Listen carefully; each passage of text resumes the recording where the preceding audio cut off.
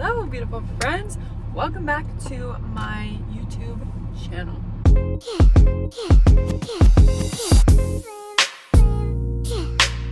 Welcome back to my car, guys. Welcome back to my channel.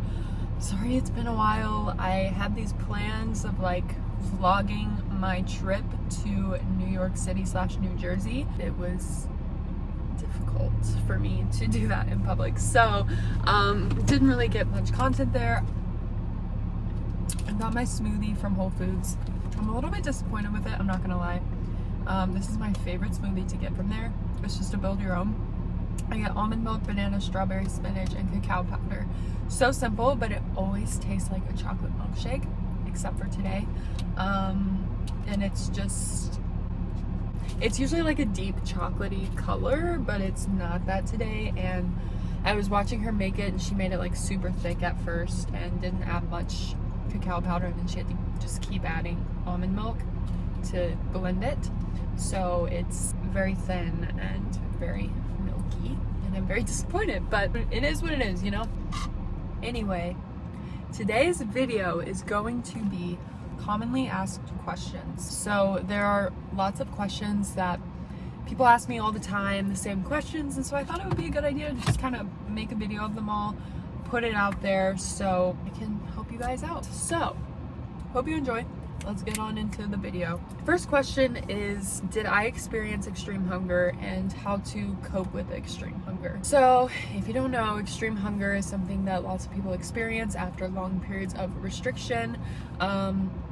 Basically, it's just your body fighting back, trying to protect you, and it's just this insatiable hunger. And I have an opinion on extreme hunger. So for me and my journey, using the term extreme hunger and having these labels for things like binges and extreme hunger, which one is it? Like, that just caused me so much stress. And I feel like when you put labels on it, like, oh, that was a binge, you feel automatically guilty, ashamed, and all of these negative emotions come along with the word binge.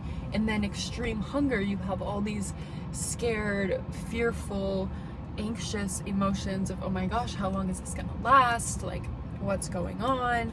Can I trust my body? When will I be able to trust my body? Like, you just have all of these negative emotions associated with each of those words. So for me, on my healing journey, I literally took away all the labels, and that's what I found most helpful to me. I didn't try to think, oh my gosh, is this extreme hunger? Is this a binge? Like, what's going on? I was just like, this is my body healing, because at the end of the day, that's all it is. It's your body fighting to find balance. It's your body healing. And so for me, it was so helpful to just switch the perspective around it, and instead of being scared and frightened and like, oh my gosh, is this extreme hunger? When is this going to stop? I was just like, this is my body healing. I'm going to honor that. I'm going to honor this hunger for as long as I need to, until my body finds balance and until my body finds healing again. And I feel like that's one of the best mindsets to have around it, to just take away those labels, strip away these labels in recovery, take away the relapse label, take away the lapse label, just stop and just focus on healing your body and doing what's best for your body in that moment and best for your recovery in that moment. So the truth is, I don't know if I experienced extreme hunger. I was crazy hungry a lot of the time. You know, I felt helpless a lot of the time. I felt like I couldn't trust my body a lot of the time. Like, I felt all of these feelings that you guys come to me and talk about. I felt all of that, but I just didn't put a label on it. And I'm not going to put a label on it now and say, yes, I experienced extreme hunger and this is how long it lasts, because that can take away from your journey, and that can lead you to question your journey. Like, hers only lasted this long. Why is mine lasting this long? You know, I don't like the comparison that can go on when people mention like exact numbers and how long these things happen, because it's going to be different for everyone. So those are my thoughts on extreme hunger. And if you're experiencing extreme hunger right now, I'm sending you my love. I know it's scary. I know it can feel like you just can't trust your body. It can feel like, oh my gosh, this is never going to end. But as long as you are honoring it and honoring your body and giving it the nourishment that it asks for, it will. excuse me, it will eventually go away. So those are my thoughts on extreme hunger. Next question is exercise in recovery. Did I exercise in recovery? How much exercise should you be doing in recovery? Let's get to the bottom of this because I've never really opened up about this. One of the most important things is that your body is healthy enough to engage in activity. You need to go to your doctor, you need to get your blood levels checked, your heart checked out, all of these things. You need to be cleared physically to exercise before engaging in exercise. I did have a period at the start of my recovery where I did have to take a break. I'm not gonna say how long because I don't want to trigger, I don't want that to cause comparison, but I did have to take a break from exercise in order to get my body's strength back.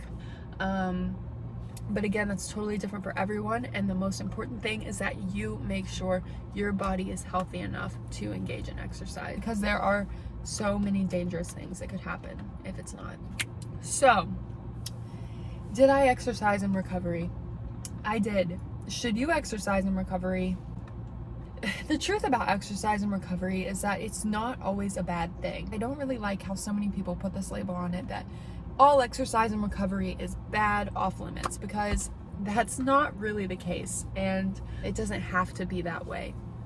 It can be that way. There's no right way to do recovery and there's no wrong way to do recovery, and I feel like we all need to just take these labels away, because I know for myself, I wrestled so much. I felt so guilty anytime I did some sort of movement that made me feel good. I felt guilty for doing something that was ultimately at the end of the day helping me and helping my recovery and helping my healing. I felt guilty for it because so many people put this label that it's bad on it. And so I encourage you to just take away all of these good and bad labels in recovery and just in life in general, because there's no right way or wrong way to do recovery. You have to do what's best for you. So as far as exercise goes, there are definitely certain signs to look out for that you should take a break, and that is if you feel intense anxiety when you're not doing it because you feel like your body's going to change, if you're only doing it to keep your body looking a certain way, to burn calories, if you are addicted to running and addicted to the high that it gives you, if you feel like you can't go on a vacation and take a break, if you can't go with the flow and maybe not do it one day, if you feel like you still need to exercise when you're sick or injured, there are lots of signs that tell you, okay, maybe you shouldn't exercise. Maybe you should take a break from that exercise that is harming you. And a good question to ask yourself when you're going on this journey, trying to figure out if you should exercise or not. I ask myself this question all the time on my journey when I was really working to heal my relationship with exercise. And that question was, would engaging in this exercise today get me closer to recovery or further away? And that is ultimately the question that you should ask yourself. You have to be honest with yourself. There's a difference between being addicted and getting a high from exercise and having that make you feel good. There's a difference between that, which is unhealthy, and then moving your body in a gentle way to care for it, to meditate, just to be there and to show up for your body. There's a total difference in these feel good, and you have to get in touch with that, and you have to get in touch with your body. The biggest thing for me was adding in movement that was gentle and that cared for my body. Yoga, and this is another question, so I'll kind of just move into this question now, is how has yoga helped me? What is this? I talk about all the time how it's just transformed my mind. So how has it transformed my mind? And just like, what was my yoga journey? So I started yoga a little over a year ago when I was really trying so hard to get my period back. I had heard so many people that say that yoga helps you get your period back, it helps you balance your hormones, so I was just willing to try anything at that point. So I was like, okay, I'm gonna start doing yoga. I started with Yoga with Adriene. I will link her below. She's one of my favorites. So I started with her. She has lots of these 30-day challenges on her channel, and so I did one of those, and I did yoga every day for 30 days. I've always been someone that was like, oh, I can never do yoga, like it's too slow, I need to be like going, like if I'm not sweating, it's not effective. I had that mindset for the longest time, and I think people who have that mindset I think they are the people that need yoga the most. But anyways, so I was like, I'm just gonna give it a try. I'm doing this for my hormones, I'm doing this for my health, I'm doing this to get my period back. So I gave yoga a try, and I don't think it's any coincidence that once I started yoga, my period came back shortly after that. So basically, yoga really just transformed my relationship with exercise, and I encourage every single person who is struggling with their relationship with exercise, struggling with their relationship with their body. I think honestly most people in recovery could benefit from doing yoga. I really do. I really believe that wholeheartedly, because it has changed my perspective on so many things in my life. My perspective on health, my perspective on my body, my perspective with exercise. Like, it has just changed so much. Sorry, I'm thirsty. I'm literally sitting in the sun on top of a parking garage, and it's hot, so give me a second. Anyway, so basically what it did was it forced me to be in my body, to feel my body, to do what feels good, which is a concept that I had never known in my life.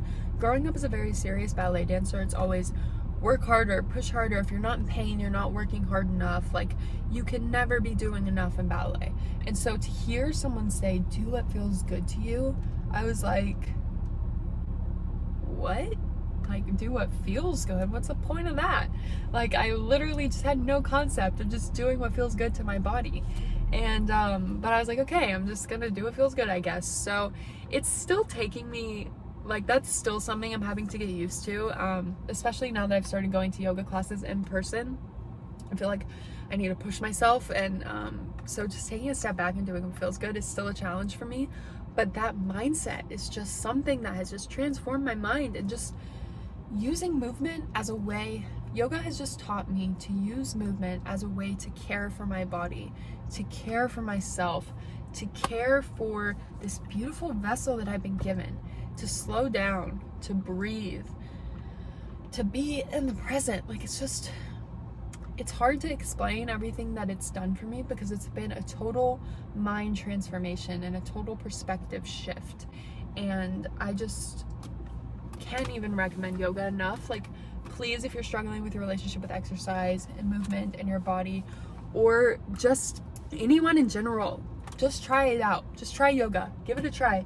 Go to Yoga with Adriene, do a 30-day yoga challenge. Like, I promise you, it changed my life, and it could change yours too. So back to the original question that I kind of tied in this yoga question to. Did I exercise in recovery? So because I was a ballet dancer, very seriously my entire life, a huge part of me healing has been letting go of that part of my identity, which has been one of the hardest parts of my healing journey. Honestly, almost harder than letting go of my eating disorder, dare I say. Like, that's just how intense it's been for me, because it's been 20 years of my life, and letting go of 20 years, something that I put blood, sweat, tears literally into for 20 years of my life, it's been incredibly difficult for me to let that go. And maybe I'll do a whole nother video on that as well, because I could talk about it all day. It's been such a struggle for me, and something I'm still working through in therapy, and like, it's been a struggle. But so I was not only dealing with the, you know, healing my relationship with my body and exercise from an eating disorder standpoint, but also an identity standpoint, and stepping away from ballet, not because I was trying to change my body anymore, but just because I was clutching on to this identity that I had held on to for so long, because I thought I needed that to be accepted and to be loved and to be looked up to. And so it was hard for me to lose that. And so my relationship with exercise has kind of been a tricky thing to heal. But I am so proud to say that I have a very intuitive, beautiful relationship with exercise now. I was able to go, you know, all 6 days in New Jersey without doing any kind of like set movement. I missed my mat. I missed my showing up for myself, flowing with my body, but I was fine. And it's like, it's such a beautiful place to be in, where you just feel so intuitive with food, intuitive with your body, intuitive with movement. It's a really freaking cool place to be in. But anyways, I'm getting sidetracked. I did exercise in recovery. Would I recommend it for you? I don't know. I don't know your story. You have to be honest with yourself.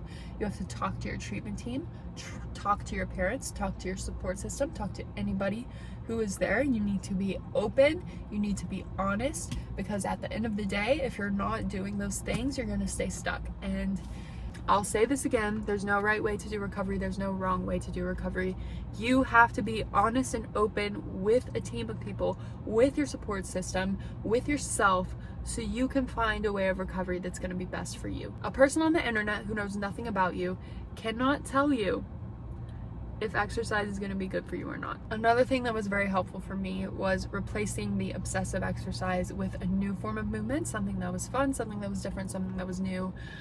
So yoga, going on walks outside with a podcast, those are like my go-tos now. Yoga, Pilates, walks with a podcast. Those are my favorite forms of movement now. I love Melissa Wood Health. She's been my favorite recently, my go-to recently. She incorporates meditation, yoga, Pilates, all of that into one beautiful form of movement, and it's incredible. So definitely check Melissa Wood Health out. I think her subscription costs like $10 a month, but it's some of the best $10 a month that I spend. So definitely suggest checking her out. I hope that wasn't too rambling. I kind of felt like that was all over the place, but at the end of the day, no one can tell you what's best for you except for you and your support team and people that truly know your story and what's going on in your mind. So yeah, that's that. Next question. Ask me all the time, how do I start recovery? Tips for starting recovery. And my first answer is always going to be open up to someone. Eating disorders thrive in isolation. I know for myself, I could have never started recovery if I hadn't opened up to someone and I hadn't come back to support system and been supported by a loving community. So just open up to someone. That is literally the first step for most people. The most important step for most people is opening up. And if you've done that, I'm so proud of you. I actually have a video all about tips for starting recovery, how I started recovery, that whole journey. I actually have a YouTube video about that, so I will link that below as well for you guys to check out. The next question I also have a video about, and that is tips for getting your period back, how I got my period back, all that jazz. So I have a video all about that. Link that below as well, but I will kind of briefly discuss the most important things for getting your period back, and that is making sure you're eating enough for your body, fueling your body properly, not obsessively exercising, meditating, yoga, incredibly helpful, moving your body in gentle ways, flowing with your body, breathing with your body, and decreasing the stress in your life, and just letting go of things that no longer serve you.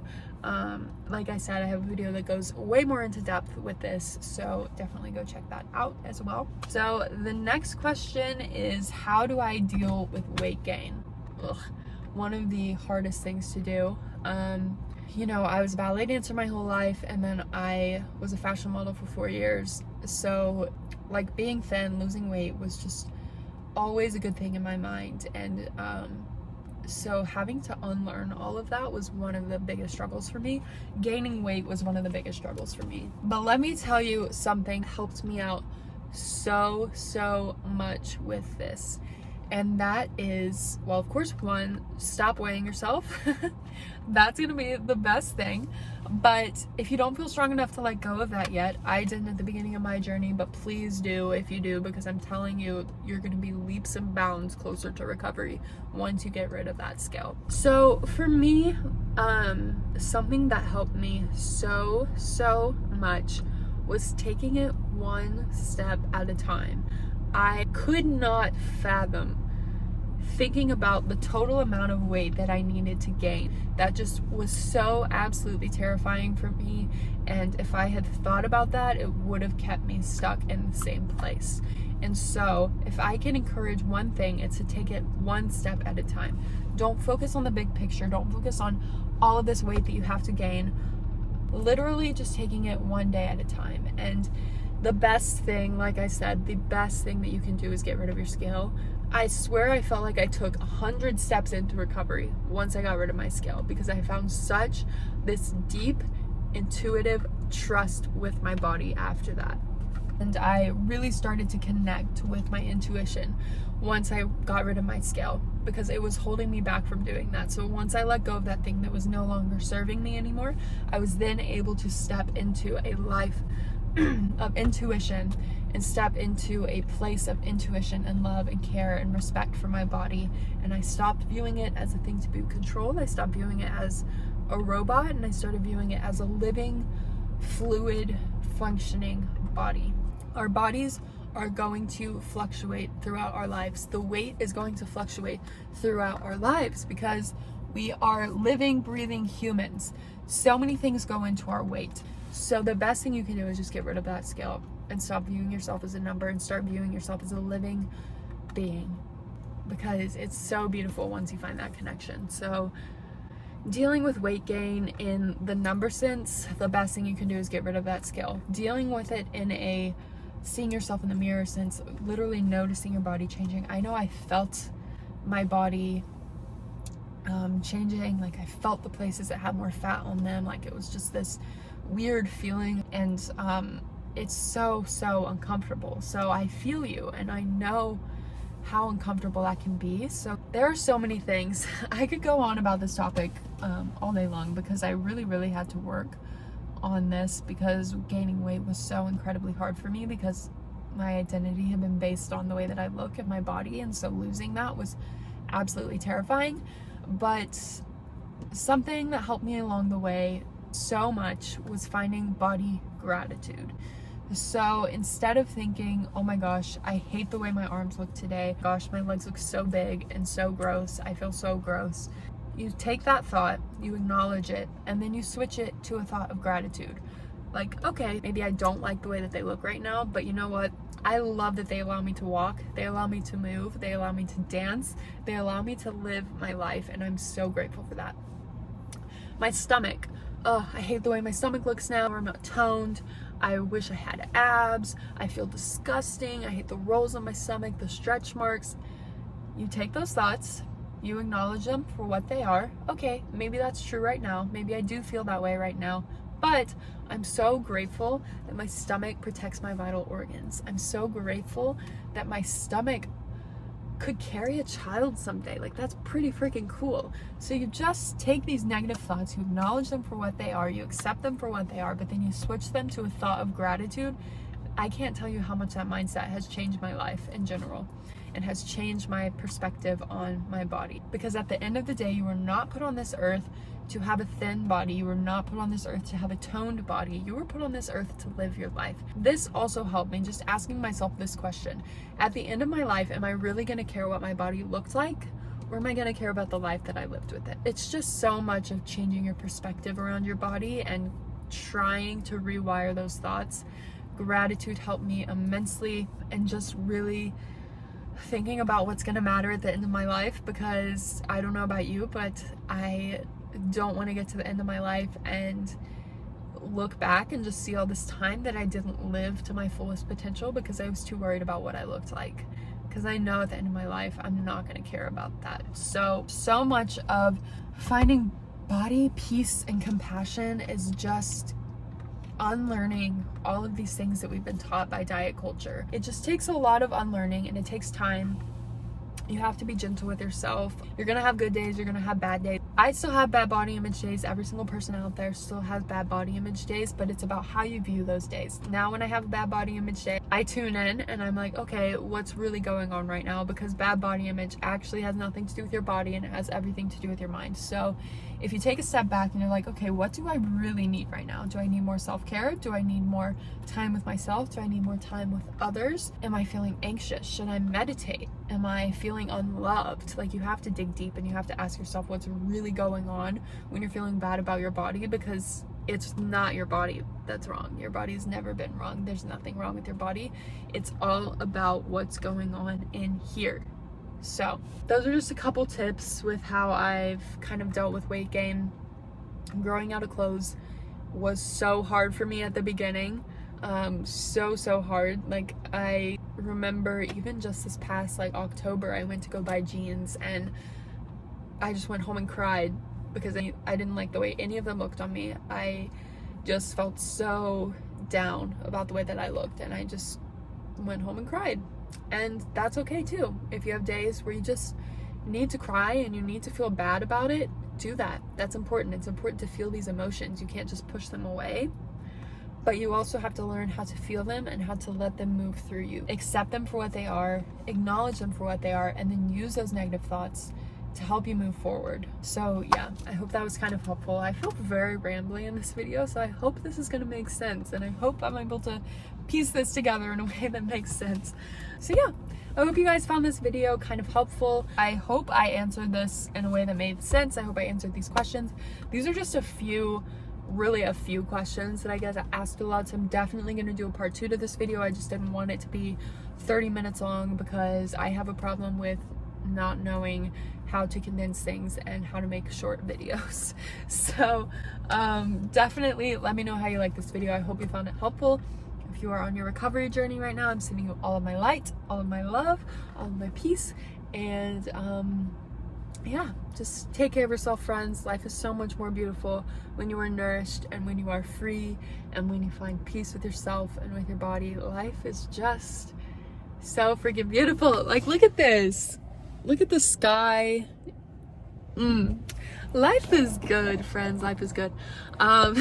Anyways, I hope you guys are having a beautiful day. I'm sending you all of my light and all of my love, and I'm very, very grateful for you guys. I love you guys, and I will see you in my next video.